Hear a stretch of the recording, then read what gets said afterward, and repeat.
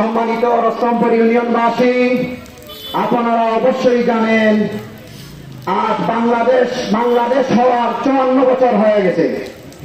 আমাদের বিগত যে এমপি বা মন্ত্রী ছিলেন, আপনারা এখানে সবার কাছে আমার একটা প্রশ্ন, আমরা প্রতিদিন খবর শোনার জন্য টিভির সামনে বসে থাকতাম যে দেখি আমাদের এমপি সাহেব আমাদের এই কর্মসংস্থান বিশ্রাকান্দি খুলে দেওয়ার জন্য সংসদে কোনো বক্তব্য দিচ্ছেন কিনা। কিন্তু দুঃখের বিষয় হচ্ছে উনি বারবার নির্বাচিত হবার পর আমাদের দুঃখী মানুষের কথা একবারও সংসদে বলেন নাই।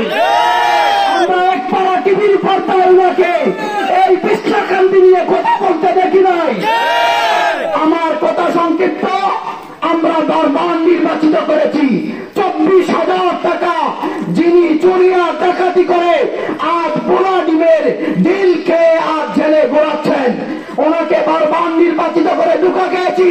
এবার আমরা ধন্যবাদ জানাই খেলাফত মজলিসকে, যিনি যে দলটি আমাদেরকে একজন নন্দিত আলিম মুফাসসিরে কোরআন বাংলার তরুণ প্রজন্মের বাংলার তারুণ্যের আইডল মুফতি আলী হাসান ওসামাকে আমাদের জন্য উপহার দিয়েছেন।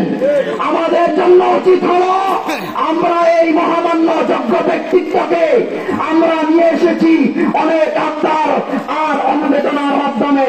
আমরা আমাদের বক্তব্য গ্রহণ হন, আমরা ওনাকে দেওয়াল গরিমার কাজ ভোট দিয়ে জয়যুক্ত করে সংসদে পাঠিয়ে আমরা আমাদের অধিকারকে আমরা ছিনিয়ে আনবো ইনশাআল্লাহ। আপনারা সবাই প্রস্তুত আছেন তো? সাহেবকে সংসদে পাঠাবো তো? আমাদের কথা উনি বলবেন তো ইনশাআল্লাহ। নাসরুম মিনাল্লাহি ওয়া ফাতহুন কারীম।